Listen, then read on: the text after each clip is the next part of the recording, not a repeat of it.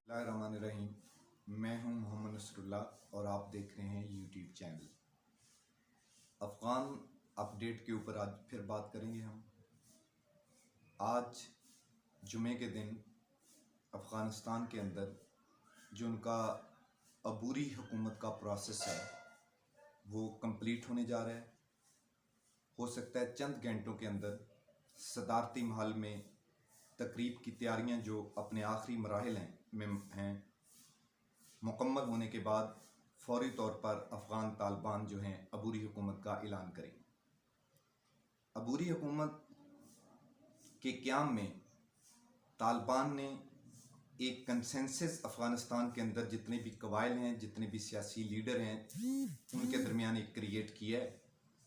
अब्दुल्ला, गुलबनीन हिकमतयार, इस तरह के दीगर जो रहनुमा हैं, इनको उस कौंसल के अंदर, अबूरी कौंसल के अंदर इन्होंने जगह दी है।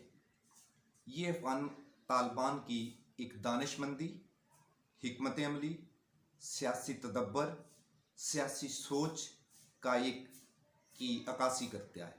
ये अमल इससे नज़र आता है कि तालिबान जो हैं ये वो 1996 वाले तालिबान नहीं हैं, ये बदले बदले हुए तालिबान हैं जिन्होंने दुनिया के सामने, दुनिया जिनको दहशतगर्द डिक्लेयर कर रही थी, अपना फेस उनके सामने चेंज किया है, अपनी स्ट्रेटेजी चेंज की है, अपनी हिकमत अमली चेंज की है।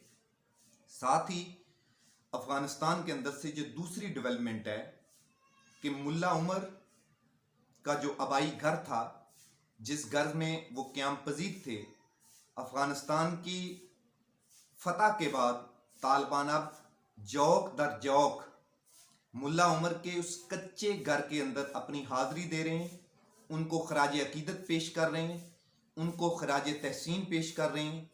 उनकी याद में लोग उधर बैठ रहे हैं, लोग उस घर की को विज़िट करने के लिए, उसकी ज़ियारत करने के लिए अपने मौसम की उधर जौक दर जौक जा रहे हैं। साथ ही आपको बताया था कि सोशल मीडिया के ऊपर और मेन स्ट्रीम मीडिया के ऊपर एक चह मगोइयाँ हैं कि जो अभी तालिबान के मौजूदा सरबराह हैं, उनका जो खिताब है अफ़गानिस्तान में, ये पहला खिताब कब मुतवक्के होगा। हमने अपने वीलॉग में पिछले में एक्सक्लूसिवली आपको बताया था कि अफ़गानिस्तान के जो तालिबान हैं, उनके जो अभी सरबराह हैं मुल्ला हैबतुल्ला खानज़ादा, उनका जो खिताब है वो अबूरी हुकूमत के क़याम के फौरी बाद मुतवक्के है। जैसे ही अबूरी हुकूमत का ऐलान होता है वो कौम से अपना पहला खिताब करेंगे, उसकी भी तैयारियां फाइनल मराहिल के अंदर हैं। मगर साथ ही साथ एक जो लेटेस्ट अपडेट है वो ये है कि पंजशीर के अंदर जो लड़ाई है, इसमें दोहरा मौक़िफ़ आ रहा है। एक मौक़िफ़ तालिबान की तरफ से आ रहा है, एक मौक़िफ़ जो है शुमाली इत्तेहाद की तरफ से आ रहा है।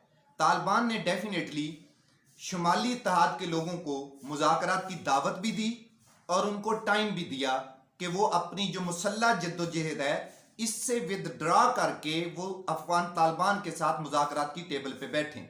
मुज़ाकरात का इसमें एक दौर भी हुआ जिसमें जंगबंदी का ऐलान किया गया, जिसमें 12 रुकनी टीम जो शुमाली इत्तेहाद की थी उसने शिरकत की और जो 6 रुकनी टीम थी तालिबान की उसने शिरकत की। आर्जी जंगबंदी का ऐलान भी हुआ। मगर उसके बाद जो शुमाली इत्तेहाद के सरबराह हैं अहमद मसूद, उनकी तरफ से जो मुतालबात रखे गए वो मुतालबात मटीरियलिस्टिक नहीं थे, ऐसे मुतालबात थे जो तालिबान वो मान नहीं सकते। मतलब वो पंजशीर की आज़ादी की बात करते हैं, उसकी खुद मुख्तारी की बात करते हैं। ऐसा नहीं हो सकता कि रियासत के अंदर ही एक वो रियासत तालिबान को उनको बनाने की इजाज़त दें। ये तालिबान का एक आप कह लें कि क्रिटिकल पॉइंट है पंजशीर कि उसके हालात को किस तरीके से तालिबान टैकल करते हैं।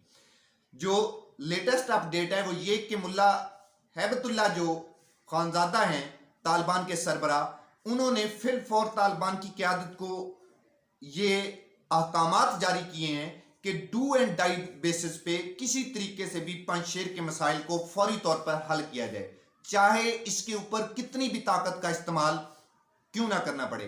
क्योंकि अगर तालिबान इस जगह पर रिलेक्टेंट होते हैं, वो लचक दिखाते हैं, नरमी का मुजाहरा ज्यादा दिखाते हैं, तो ये एक मैसेज जाएगा दूसरे कबाइल को कि इस तरह की मुसल्ला जद्दोजहद करके आप तालिबान से अपने मुतालबात मनवा सकते हैं। तालिबान अक़वाम आलम, यूएनओ और दीगर यूरोपियन कंट्रीज के अंडर प्रेशर है कि वो तशद्दुद नहीं कर रहे हैं। ये एक तरफ से तालिबान के ऊपर प्रेशर है कि तालिबान अपना जो फेस है वो मस्क नहीं होने देना चाहते। दूसरी तरफ जो शुमाली इत्तेहाद है उनका ये रवैया है। तो तालिबान को जिस तरीके से मुल्ला अहमदुल्लाह उनके अमीर ने कहा है, वाकया ही इस ताकत को, इस बगावत को ताकत से कुचलना पड़ेगा ताकि आइंदा जो दीगर कबाइल हैं उनके लिए इसमें एक मैसेज आए। अब जो शुमाली इत्तेहाद के लोग हैं वो दावा कर रहे हैं कि हमने सैकड़ों की तादाद के अंदर तालिबान मारे हैं और सैकड़ों की 290 के करीब जख्मी हैं, 300 के करीब उनकी हलाकतें हुई हैं। मगर तालिबान की तरफ से यह दावा आ रहा है कि शुमाली इत्तेहाद के 40 के करीब लोग मारे गए हैं, हमने बहुत सी पहाड़ियों पर कब्जा कर लिया है और बहुत से इलाकों पर पंजशेर के अंदर कब्जा कर लिया है। लेकिन तालिबान को यह एक प्रॉब्लम आ रहा है, वो प्रॉब्लम ये आ रहा है कि हमने आपको बताया था कि शुमाली इत्तेहाद की इस वैली के अंदर, पंजशीर की वैली के अंदर बहुत बड़ी तादाद है ताजिक बरादरी की। जो ताजिक बरादरी की, इसको पहले भी जब तालिबान का पिछला दौर था ताजिकिस्तान की तरफ से इनको सपोर्ट हासिल थी। इनके कबाइल के जो सरबराहान हैं उनके ताजिकिस्तान के साथ दरीना तल्लुकात हैं। अब भी कुछ इस किस्म की इतलात आ रही हैं कि एक तरफ तो इंडियन उधर इन्वॉल्वमेंट है, इंडिया शुमाली इत्तेहाद को असला भी पहुंचा रहा है, मैन पावर भी दे रहा है। और इसकी बहुत सी पिक्चर्स आपने देखा कि सोशल मीडिया पर और दीगर अफगान मीडिया के ऊपर लीक भी हुई बाद में कि रात को हेलीकॉप्टर के जरिए जो इंडियन ये किस तरीके से उधर असला पहुंचा रहे हैं।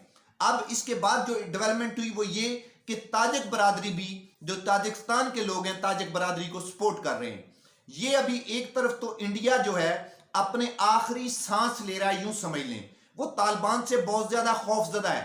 आपको पता होना चाहिए कि 2-3 दिन कबल मकबूजा कश्मीर के अंदर भी एक जो अफगान बच्चा था उसको गिरफ्तार कर लिया गया था। वैसे ही एक मीडिया पे ववेला क्रिएट करने के लिए, एक जेस्चर देने के लिए, एक हाइप क्रिएट करने के लिए वो तालिबान से बहुत ज्यादा खौफजदा हैं। और खौफजदा उनका होना बनता भी है क्योंकि वो तालिबान से 20 साल तक गद्दारी करते रहे हैं। एक तरफ तालिबान को अपनी सपोर्ट का यकीन दिलाते रहे हैं, दूसरी तरफ अंदरूने खाना इंटेलिजेंस बेस्ड ऑपरेशन करवाते रहे हैं अमेरिका से, अमेरिका को रिपोर्ट्स देते रहे हैं। और उन्होंने एक पूरा प्लान रा और एनडीएस ने बनाया हुआ था कि किस तरीके से हमने तालिबान के जो सरबराहान हैं इनके ऊपर दहशतगर्दाना हमले करने हैं, खुदकुश हमलों के जरिए किस तरीके से इनको हलाक करना है, ये पूरा प्लान बनाया हुआ था उन्होंने। ये प्लान भी तालिबान के नॉलेज में आ चुका है।